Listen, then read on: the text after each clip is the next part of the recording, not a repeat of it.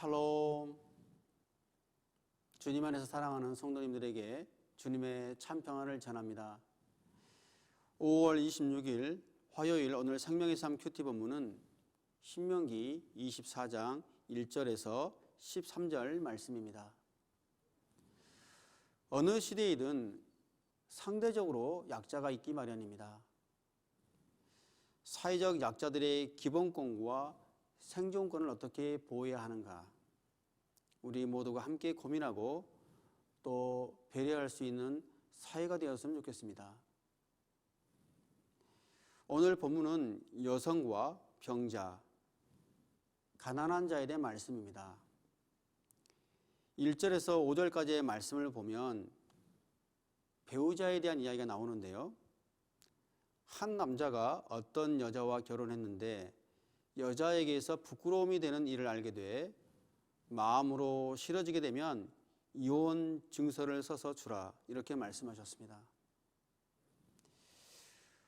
여기서 부끄러움이 되는 일이 무엇인지 정확하게 알 수는 없지만 아마도 아내로서의 남편에 대한 육체적인 의무를 다하지 못했거나 또 남편을 무시 또는 부끄럽게 했거나 출산을 못하거나 하는 것들이었을 것으로 보입니다.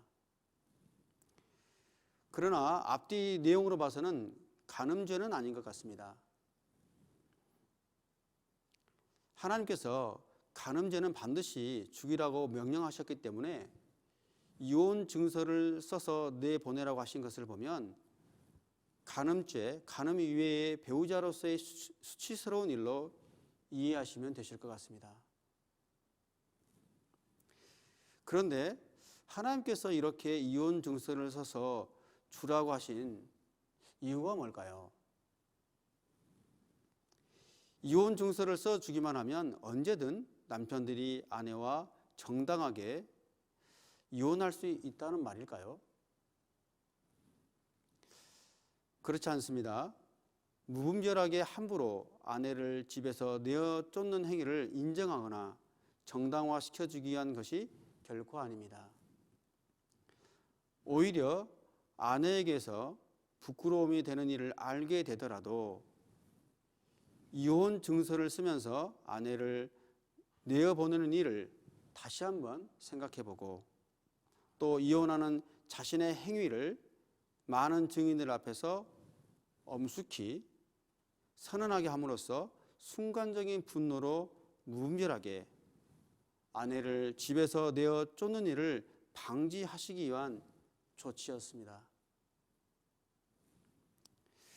그리고 당시 남자에 비해 상대적으로 약자였던 여자에게 이혼 증서를 써주게 하심으로써 여자가 전 남편에게서 해방되어 이후로 자유롭게 재혼할 수 있는 길을 열어주기 위한 배려였습니다. 그런데 훗날 바리새인들은 이와 같은 하나님의 본질을 바로 알지 못하고 이 규정을 자기의 편의대로 해석해서 아무런 이유가 없어도 무조건 이혼 증서만 써주면 아내를 내어 쫓아도 좋다는 식으로 이 말씀을 왜곡해서 받아들이기도 했습니다. 그러나 마태복음 19장을 보시면 예수님은 남자가 부모를 떠나 아내와 연합해 둘이 한 몸이 될 것이다. 그러므로 그들이 이제 둘이 아니라 하나다. 하나님께서 짝지어 주신 것을 사람이 갈라놓지 못한다 라고 말씀하셨습니다. 주님께서는 하나님께서 허락하신 가정을 소중하게 여기고 지켜가기를 원하셨습니다. 그러나 부부간에 피치 못할 사정이 있어서 이혼을 해야 할 경우에는 여성 보호 차원에서 합법적으로 이혼 증서를 써줘서 사회적으로 여성으로서의 권리를 보장해 줘야 한다는 것입니다. 이러한 맥락에서 하나님께서는 5절에서 만약 한 남자가 결혼한 지 얼마 안 되었다면 전쟁에 나가거나 부역을 담당하지 말라. 1년 동안 그는 자유로운 몸으로 집에서 결혼한 아내를 행복하게 해주라. 이렇게 말씀하셨습니다. 남자로서 전쟁터에 나가는 것은 그 당시 매우 중요한 중대한 의무였습니다. 그럼에도 불구하고 무엇보다 남편의 가장 중요한 의무는 자신의 아내를 행복하게 해주는 일이라고 말씀하셨습니다. 물론 이것은 아내에 대한 남편의 의무만은 아닐 것입니다. 아내에 대한 남편의 의무인 동시에 남편에 대한 아내의 의무이기도 합니다. 부부가 서로를 기쁘게 행복하게 해주는 것이 하나님의 뜻인 것이죠. 다음으로 하나님께서는 가난한 자에 대한 생존권 보장을 훼손하지 말라고 말씀하십니다. 6절을 보시면 맷돌의 윗짝이나 아랫짝을 비포종으로 가져올 수 없는데 그것이 생계를 위한 최소 수단이기 때문이다.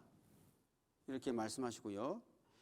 12절 13절에는 만약 그 사람이 가난하다면 그 담보물을 가진 채로 자지 말고 해질 무렵 그의 겉옷을 돌려주어 그가 덮고 자게 하여라 라고 말씀하셨습니다. 맷돌은 곡물을 갈아서 빵을 만들어 먹는데 반드시 필요합니다. 근데 이 맷돌을 빗보종으로 가져와 버리면 어떻게 되겠습니까? 식생활까지 생명을 위협하는 행위가 될 것입니다. 그리고 겉옷을 담보물로 취했다고 해도 해질 때에는 또 해가 지기 전에는 반드시 그 가난한 자에게 돌려주라고 하셨습니다. 당시의 겉옷은 밤에 덮고 자는 이불로도 사용했습니다. 부자는 여러 벌 가지고 있어도 가난한 사람들은 겉옷 한 벌이 전부였습니다. 그래서 겉옷이 전당 잡혀서 밤새 추위에 떨지 않도록 그들의 생존까지 위협해서는 안 된다고 말씀하신 것이죠.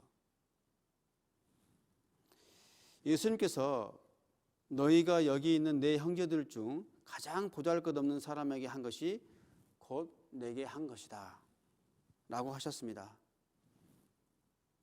여러분, 오늘날 우리 사회에서도 인간의 생명을 담보로 인간의 존엄성마저 해치는 악행들이 버젓이 자행되고 있고 돈을 위해 생명을 수단화하기도 합니다.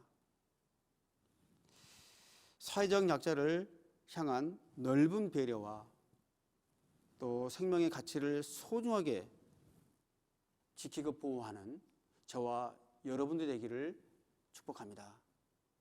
기도하겠습니다.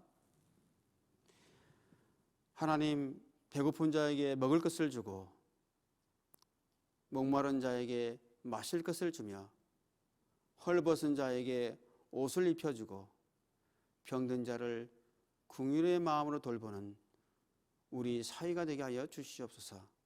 감사하며 예수님의 이름으로 기도드립니다. 아멘. 오늘 하루도 주님 안에서 승리하시길 바라겠습니다.